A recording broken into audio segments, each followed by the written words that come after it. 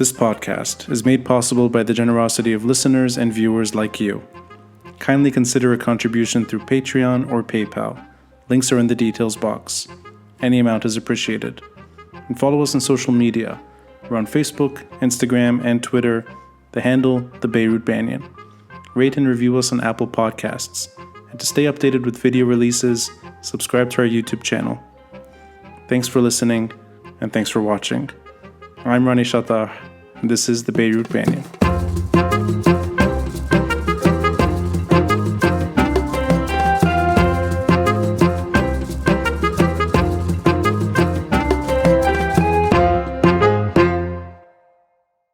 It seems like we only do episodes when there's a crisis.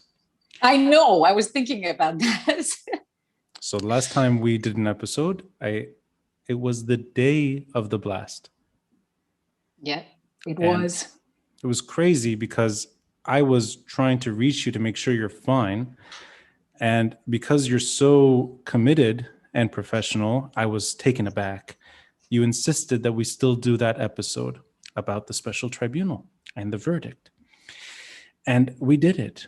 And of course, that tragedy was in the background. It's been in the background ever since.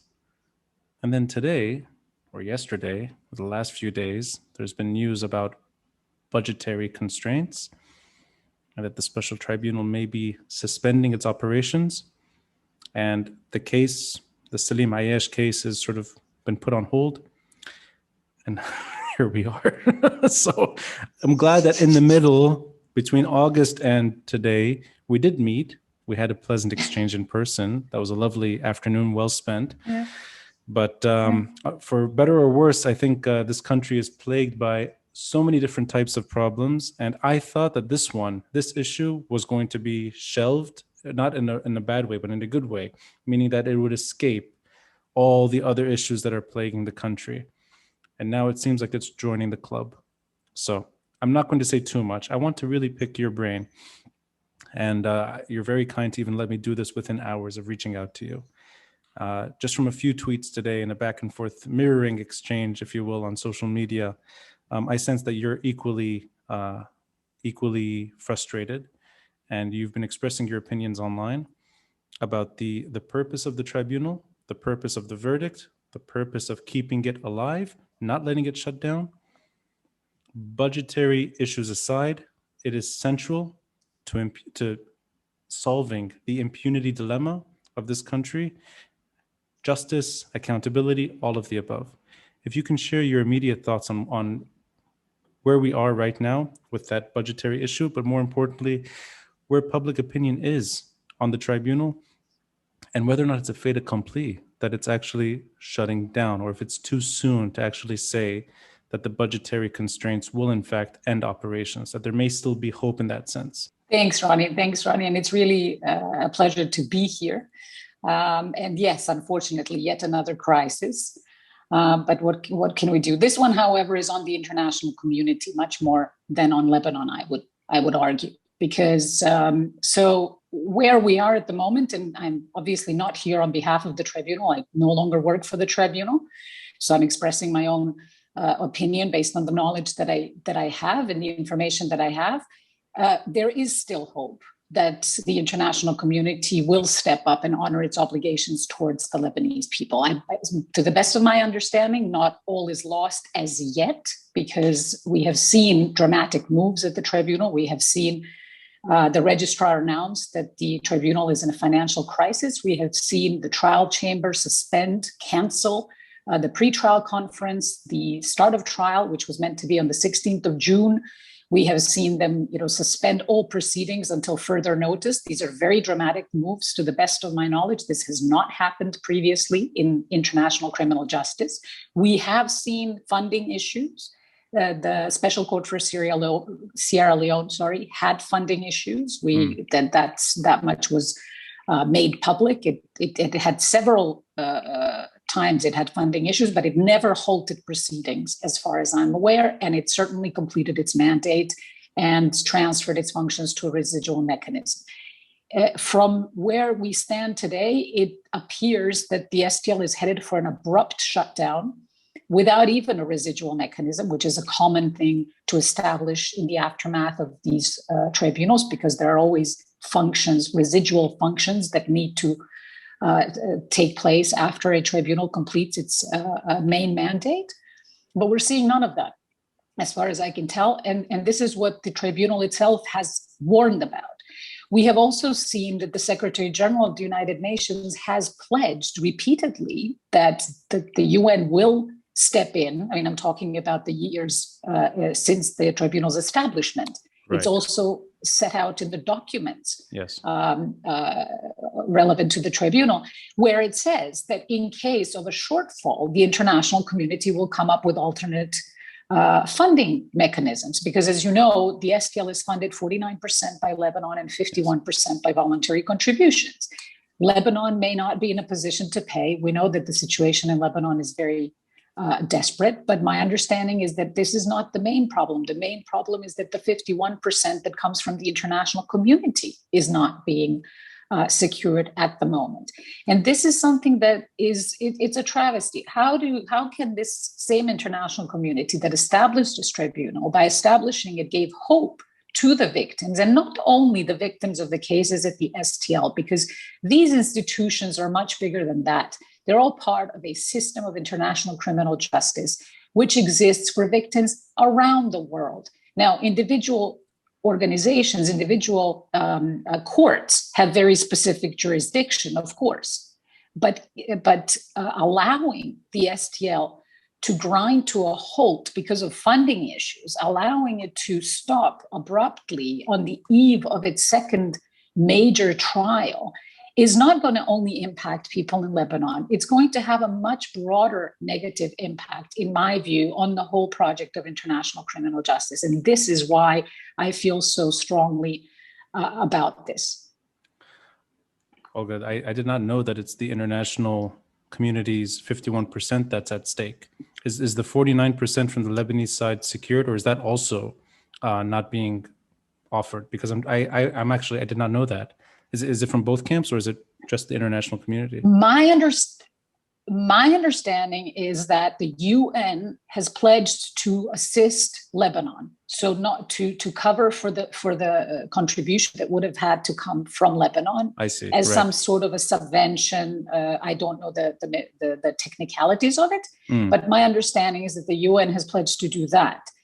However, there's still apparently no money from the rest of the countries that are meant to be supporting the tribunal. And again, we're not talking about enormous amounts of money that these countries do not spend in many different ways on the fight against terror, among other many things, right? So I just don't understand. I mean, these institutions are run in the way that they are. They are certainly always expensive. However, I will actually qualify that by saying, as compared to what? As compared to the billions of dollars that are invested all the time in the fight against terror, as compared to the billions of dollars that are spent on weapons, as compared to billions of dollars that are spent on aid in the aftermath of wars and conflicts and attacks and disasters, as compared to what? So this mantra, and Prince Zayed from Jordan, while he was representative at the Security Council back in 2004, gave an excellent speech. That time it was about a debate. It was a debate about the expense of the Yugoslav tribunal. So this debate is not new at all. Yeah.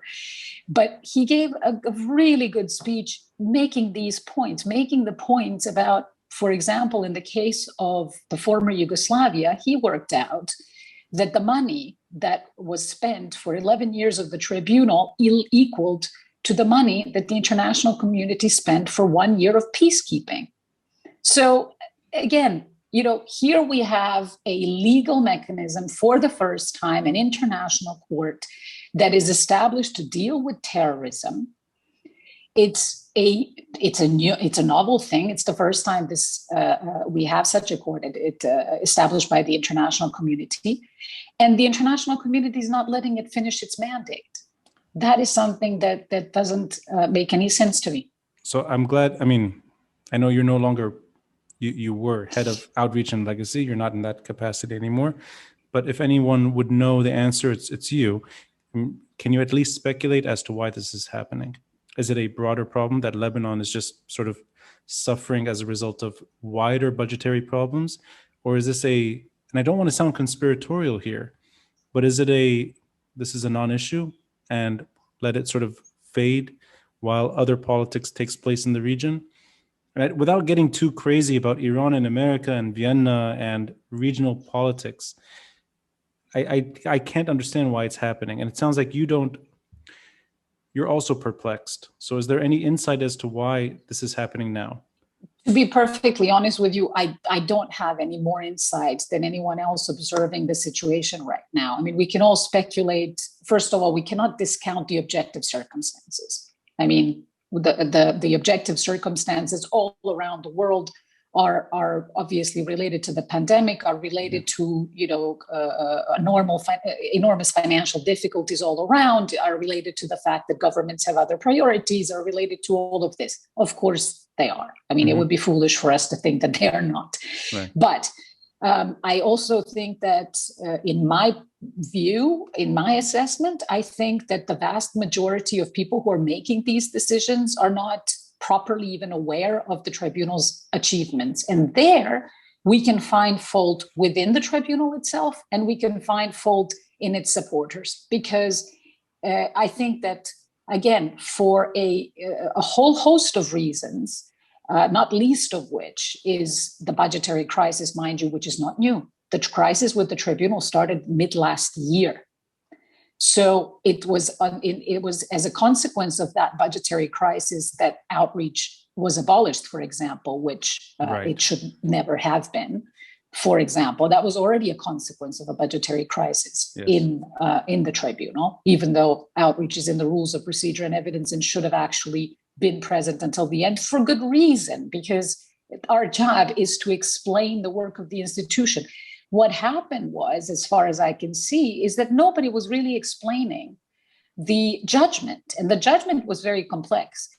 I spoke about it in my capacity as head of outreach until the end of last year. So I did do a number of webinars. I did try to do some podcasts and to do it in other ways. Obviously, you dealt with difficulties from me. I was a bit aggressive when we last spoke, and just sort of our private. No, but I mean, you were very visible, and then it was markedly. It was removed from the discussion. And I noticed this myself in the last few months, and sorry to interrupt you here, but I felt it in my own capacity. No, I had to defend the verdict, and it's not my responsibility to do so. I was interviewed all over the place as to why the tribunal matters. And I was trying to make that case as well, that look, you have now a published report that explains the political reasons why these assassinations took place, attempted and successful, 15, 16 years ago, and that there's a common thread, and that you finally have some justice. And it was almost like, why isn't this more mainstream in terms of communication? And it was visible when the outreach and legacy, when that whole aspect of the tribunal was no longer there, its citizens trying to defend something and the international community not doing its job properly. And do you sense the same thing, that this was, that in other words, going back to what you said earlier, that it's not Lebanon's job to do this, it's the tribunal and it's international, it's the role of an international body to do this, and why it's not doing it. So a bit of mental gymnastics here, but it doesn't make sense that the pandemic would be the end of the tribunal, or for that matter, some figures that don't appreciate the achievements are letting it die, and therefore it dies. That doesn't add up to me. So are there more practical maybe reasons that this is a bargaining chip? And I don't, without sounding conspiratorial, that this is something that's being discussed in other places and we'll just let it die as a result of getting something in return, whether it's Vienna talks or any talks in the region. Look, if that is in fact the case, it will be the first time that this is happening. And it's not because various forces have not tried to undermine other international criminal tribunals. Of course they have. Right. But so far they've never succeeded. So it would be a shame if in fact that's the case, and if they succeed in this particular instance. But it's very difficult to speculate. I am absolutely convinced, like you are, that pandemic is absolutely not the main reason.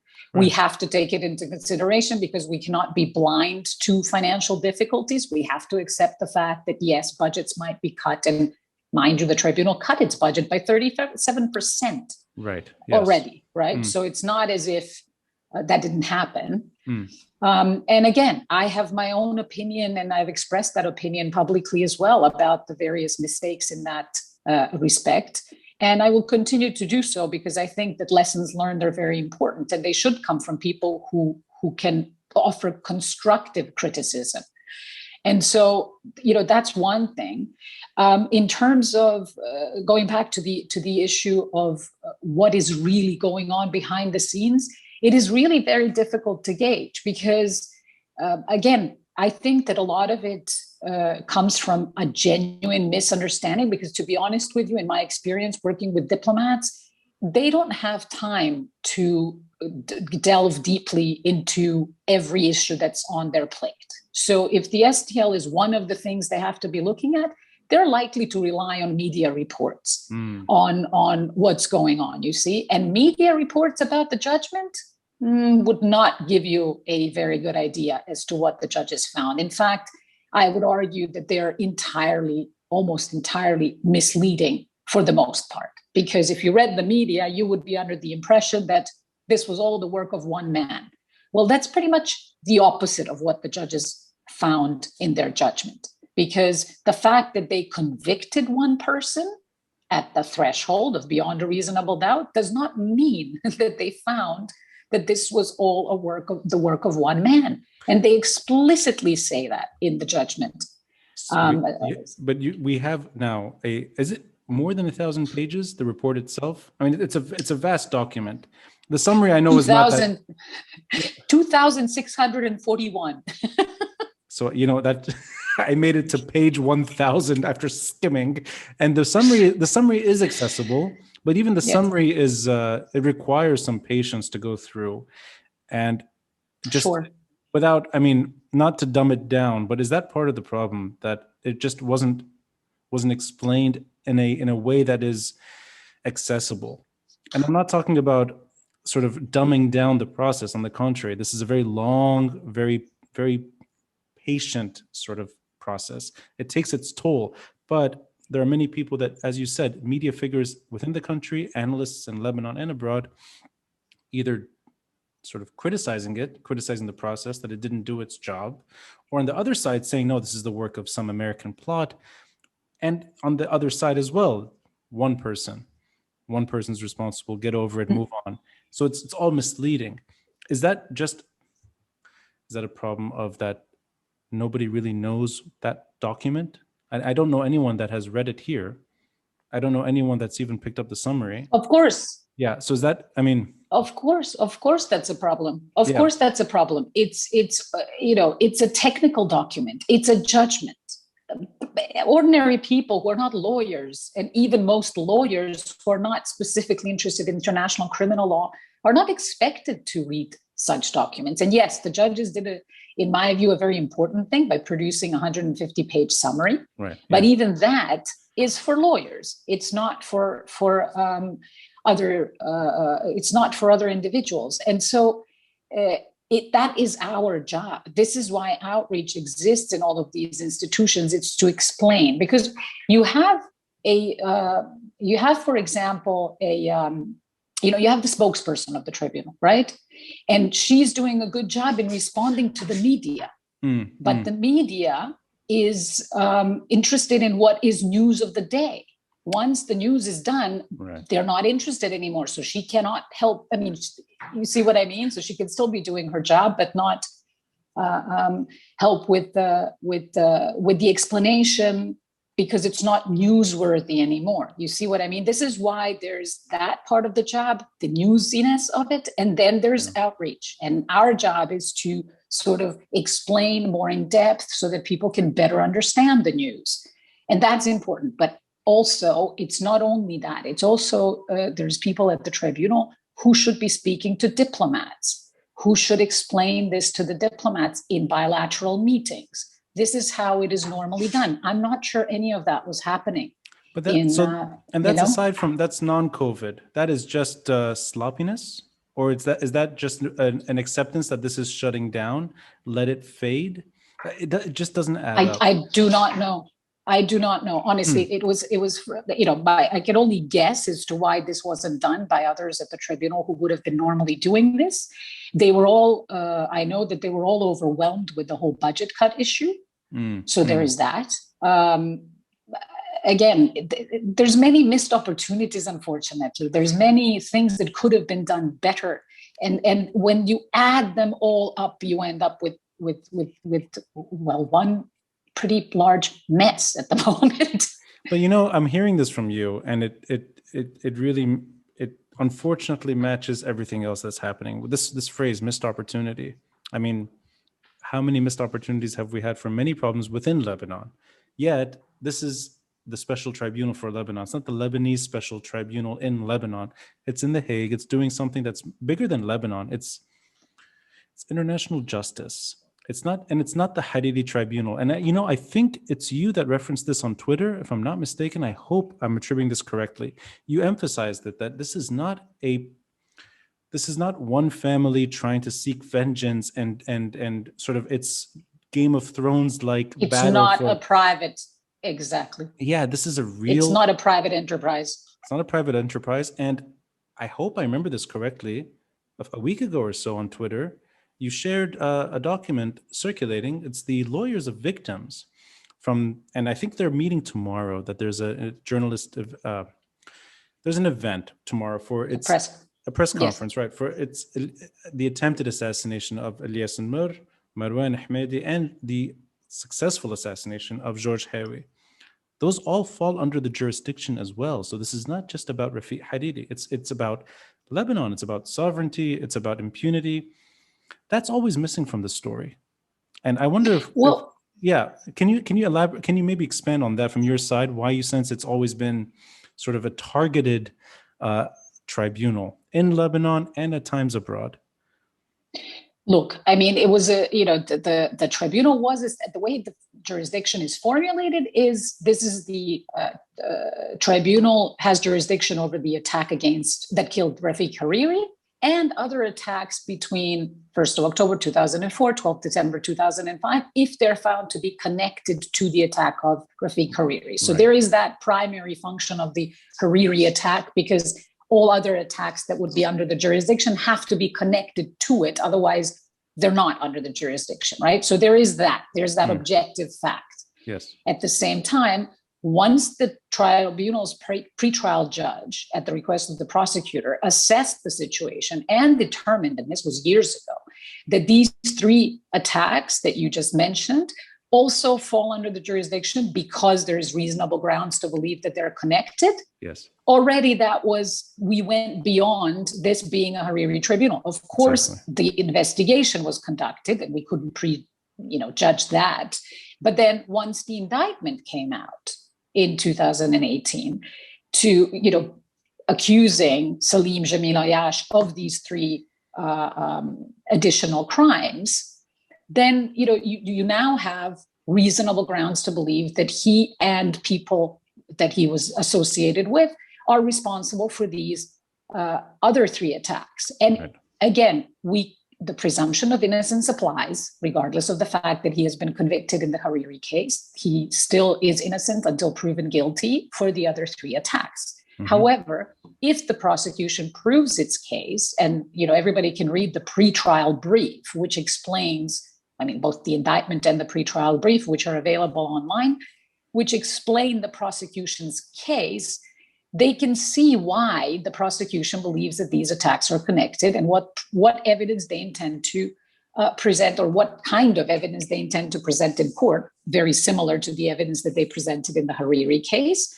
to show that these attacks were committed in very similar ways by the same people and possibly for the same reasons. And so if, again, this is proven in court, and I can't emphasize that enough, having, being a lawyer by education, if this is proven in court, it would tell a different obviously different story to the one we know now of the Hariri attack on its own. And so, that's one thing. More importantly, you cannot have two-tiered justice. And this is, something the victims also make a point of emphasizing in their letter. Yeah. It's why are, victims in the Hariri case, both himself, the other 21 individuals who were murdered, and the 269, I believe, individuals who were injured, why are they more important than the, I think, 31 people and more, because 31 are participating in proceedings, but there's other victims there might be other victims who are not participating in proceedings because that's their choice. So why are these other victims less important? Why are they less entitled to receive justice after having been waiting for all these years? And this is what they emphasize in their letter, and it's absolutely true. And this is what they will probably talk about tomorrow at the press conference. And it is absolutely true. It's tragic that victims of those assassinations 16 years later are now begging, or not begging, that sounds condescending. They're demanding that the tribunal finish its job, and that this is it's such a sad state of affairs in this country.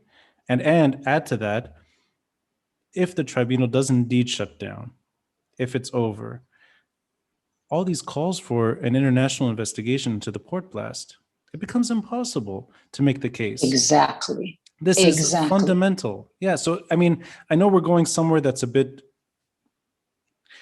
it just makes sense. You know what? Let's go there. We spoke on that day about the tribunal. We actually, we spoke while Beirut was scarred and people were dead on the streets and the city was torn apart.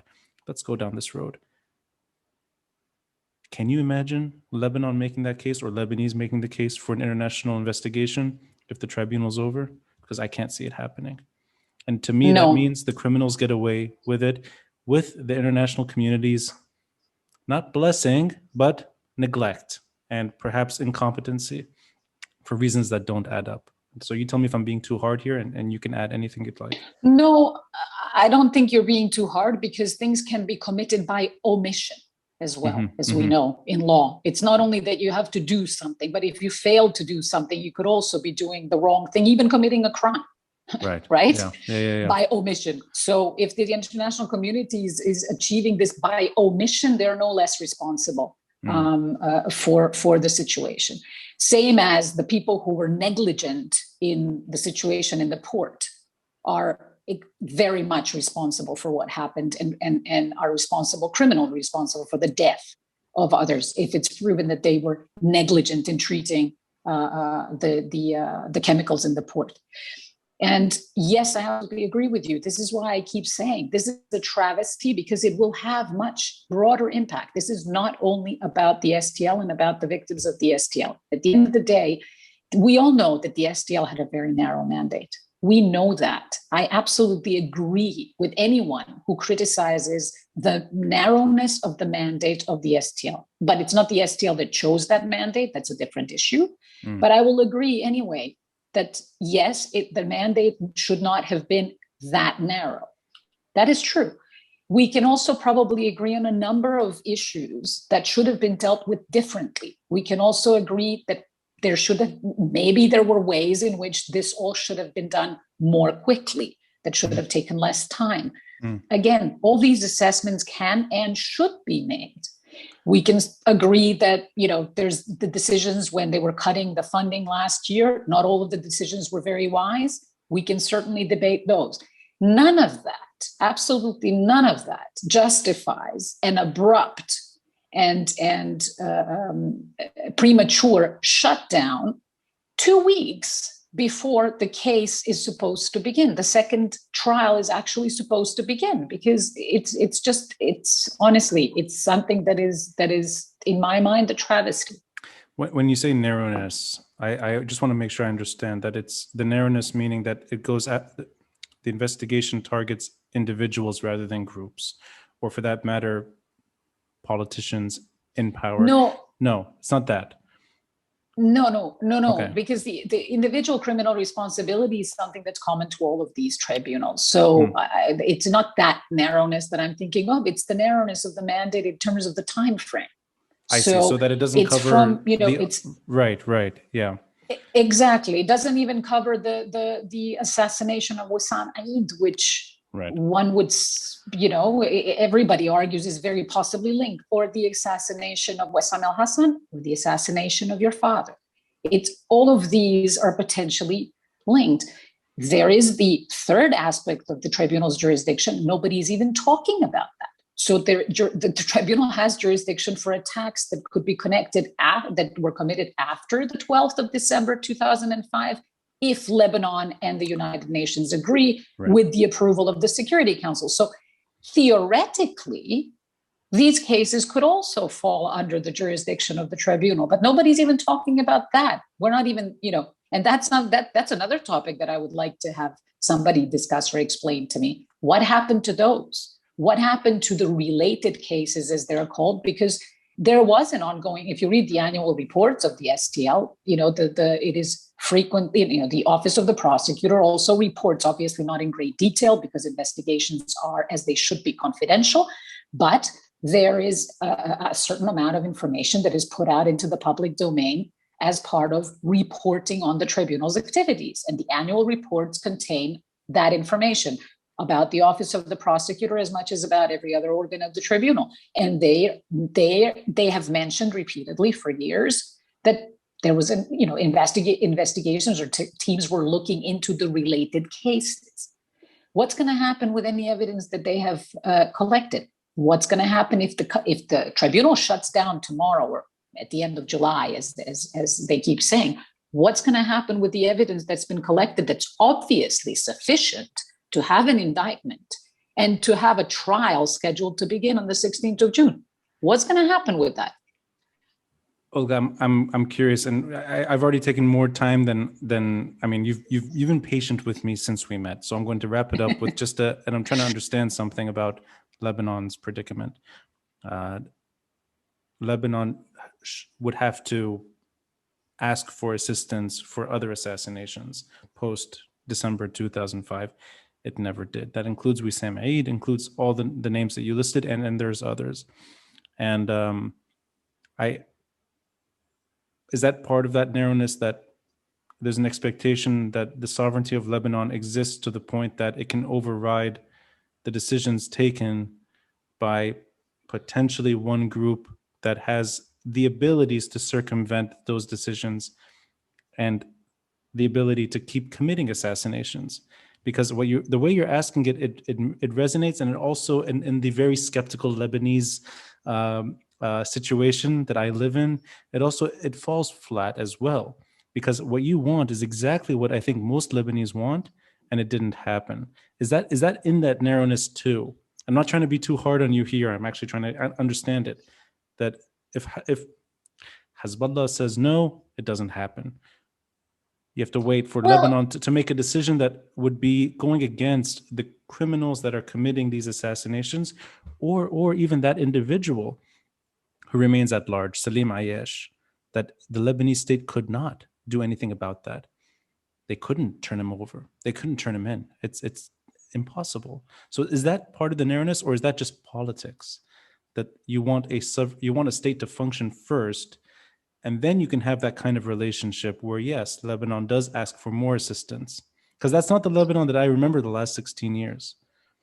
Look, I mean, let me. I always take the long view here because, again, it's because of my experience with the Yugoslav tribunal prior to this, and obviously my experience of having, coming from the former Yugoslavia, having seen the war and everything else. These tribunals are not necessarily established at the request of countries over which they have jurisdiction, right? I mean, that did happen with Lebanon, mind you, also despite opposition, internal opposition, right? Yes, right? Because the initial plan was to have this tribunal established by agreement between Lebanon and the UN. And that agreement was negotiated, it was signed, but when it came to ratification, there was obstruction, right? Which is why the Security Council passed Resolution 1757, by which it established the tribunal, right? So it started working despite the fact already then very significant and very powerful opposition to its existence. This is not unusual. If Lebanon was able to handle these cases, there would be no tribunal. So by virtue of the existence of such an institution, we already know that there's something missing or something not functioning the way it should be in the country. Otherwise, why would the country need international assistance? Right. We see the same situation happening in the aftermath of the Beirut blast, as you rightfully pointed out. The victims have been patiently waiting for something to happen. We have all observed what's been happening with the appointment of one investigative judge, with the fact that the suspects themselves were successful in removing that judge from the post, with the appointment of another investigative judge, with the investigation going the way it's going without any results, with arguably investigative journalists providing more information to the victims about what happened than the authorities. And so victims are getting very frustrated. They are now, more and more of them are now demanding international assistance. And hopefully they will get it. And it doesn't have to be in the form of another tribunal. There's many different ways in which the international community can and should assist in such situations. The Human Rights Council can send a fact-finding mission. There's investigative commissions that can be established and are established. Because if they can establish a body of evidence of what's happened, at a later date, somebody can decide whether these people, if they're identified, need to be tried locally or could be tried internationally. That's a different issue. So not every single form of international assistance in these cases needs to look like a full-on tribunal. It can also involve judges and prosecutors embedded in the local system. They did that in Bosnia. They created a court which included judges and international judges and prosecutors for a number of years until it was determined that they were no longer needed. But it was not a separate institution. Consequently, it was far less costly. There are different ways. But the point is, Lebanon needs help. For whatever reason, I'll leave it to you and your compatriots to identify all the different reasons why Lebanon is in the state that it is. But it's quite clear on every level. I mean, if the World Bank is declaring Lebanon as the third worst case in history, Lebanon needs help. Something is wrong. I think, I don't know, I mean, maybe a baby doesn't see that, but any sane thinking individual does, right? So clearly Lebanon needs help on many levels. And this is why I think it would be a travesty for the international community to fail it at this stage in this respect. I completely agree with you. And I'm glad you also emphasized at the beginning that in terms of just this narrow issue right now, which has profound consequences, the budgetary constraints of the tribunal potentially shutting down in days, that falls on the international community. That's one of those things that doesn't fall on Lebanon yet. You're absolutely right. Lebanon desperately needs help. And if I remember correctly, that's how we started that episode back in August last year. The first words I said was Lebanon needs help. And it was trying to get donations to NGOs in Lebanon following that blast. And then we were talking about international justice. Yeah. And here we are again, talking about many things that have not changed, but it would be a travesty if the tribunal shuts down. And it's also a mistake, in my opinion. I don't really care if you sort of have your own sort of humility and your own sort of way of handling it. It's a tragic error that you're not still head of outreach and legacy. That's a fundamental error. And it shouldn't be the job of people trying to fill your shoes. I mean, you're a natural fit to that. You've been in Lebanon for over a decade or about a decade. I don't know. You've been here for a long time. You've seen over a decade, yeah. Over a decade, and you found a way to explain it to many Lebanese, and you also met many of these individuals that were killed later. You have your own sort of principles from ex-Yugoslavia and the life you've lived in general. So that's a mistake. That's a flaw. And budgetary constraints don't make sense to me. But I'll leave it there. Olga, thank you for giving me your time today, and I really appreciate your words on this issue. It means a lot. Thanks, Ronnie. Thanks for your kind words as well. Thank you.